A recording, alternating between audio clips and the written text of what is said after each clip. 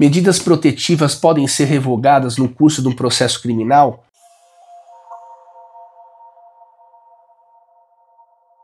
Seja bem-vinda, seja bem-vindo, sou Júlio Konkovski, bem-vindos ao canal Lei Maria da Penha em Foco, e no vídeo de hoje trago essa questão muito importante, uma reflexão, gostaria que vocês assistissem até o final, não perca e não esqueça do seu like, isso é muito importante. Bom, vamos lá, nós estamos aqui tratando do desfecho das medidas protetivas. Então, durante o processo criminal, as protetivas podem ser revogadas? Há uma questão importante que eu sempre trago aqui nos vídeos do canal, é reforçar o caráter autônomo das medidas protetivas. Significa dizer que as protetivas são uma coisa e o inquérito e o processo criminal são outra coisa completamente diferente. Não dá para a gente pensar em medidas protetivas com os olhos voltados para um processo criminal. São mundo à parte. Então, vamos lá. Primeiro ponto, as medidas protetivas buscam sempre preservar, proteger um risco, né, um suposto risco. E elas têm um olhar para o futuro,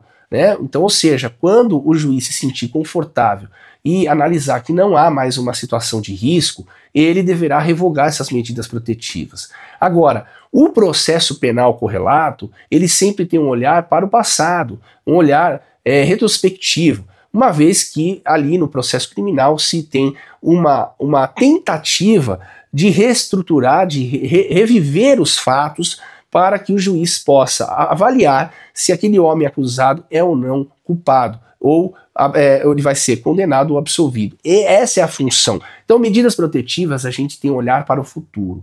E o processo penal correlato, o olhar sempre para o passado numa tentativa de reconstruir os fatos, perfeito? Então vamos lá. A questão toda é, as medidas protetivas podem ser revogadas durante o processo criminal? As medidas protetivas podem existir sem processo criminal, elas podem ser mantidas durante o processo criminal, elas podem ser revogadas durante o processo criminal, ou seja, elas não dependem do processo criminal para sobreviver. Então, respondendo à pergunta, sim, é possível no curso de um processo criminal as medidas protetivas serem revogadas, uma vez que, como eu disse, as protetivas elas foram concedidas com base num suposto risco. Se o juiz analisar as provas, analisar a versão e a defesa do defendido e concluir que não há mais risco a ser protegido, ele vai e deverá, com toda certeza, revogar essas medidas protetivas, ainda que exista um processo criminal correlato. Quando eu falo correlato, significa que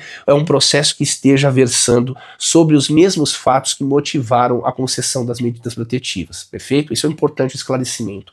Então, vamos lá. O que eu entendo como incabível é quando um processo criminal é julgado e o juiz absolve o acusado. Nesse caso de absolvição, aqui eu abro um parênteses para trazer a minha leitura, a minha interpretação. Ela é minoritária, mas eu gostaria de compartilhar com todos vocês esse ponto de vista. Se o acusado ele é absolvido no processo criminal correlato, entendo eu, modestamente, que as medidas protetivas devem ser automaticamente revogadas. Mas por que isso?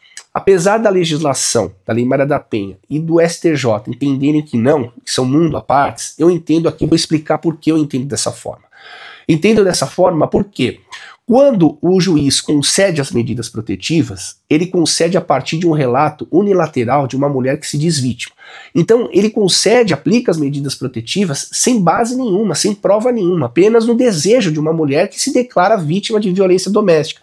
Veja que no momento da concessão das protetivas, o juiz só tem muitas vezes a versão unilateral de uma mulher que se diz vítima. Pois bem, quando esses mesmos fatos são submetidos a um processo criminal correlato, onde há uma maior participação do acusado, da defesa, o juiz analisa com mais profundidade, de forma exauriente todas as provas, e ao final ele conclui que não há provas para condenar, ou que o fato não existiu, enfim, ele não fica convencido da culpa daquele homem e absolve esse homem, significa que esse fato que originou inicialmente as medidas protetivas passou num juízo mais exauriente do juiz, uma cognição mais profunda. Então o juiz teve tempo de amadurecer aquilo que ele não pôde amadurecer quando concedeu as medidas protetivas. E quando esse homem é absolvido, entendo eu, que a absolvição foi fruto de uma cognição muito mais profunda, e essa cognição ela deve se sobrepor à cognição inicial que levou à concessão das medidas protetivas. Então, por essa razão, entendo eu que a absolvição seria a causa imediata e automática da revogação das medidas protetivas. Não faz sentido isso para você? Para mim não faz no menor sentido em um homem ser absolvido num processo penal correlato e as protetivas continuarem vigorando, porque a prorrogação das protetivas após a absolvição do acusado me parece que é um exagero interpretativo, fruto de um ativismo e de uma militância que querem impor a proteção da suposta vítima a todo custo, mesmo nos casos em que houve a absolvição do acusado no processo penal correlato.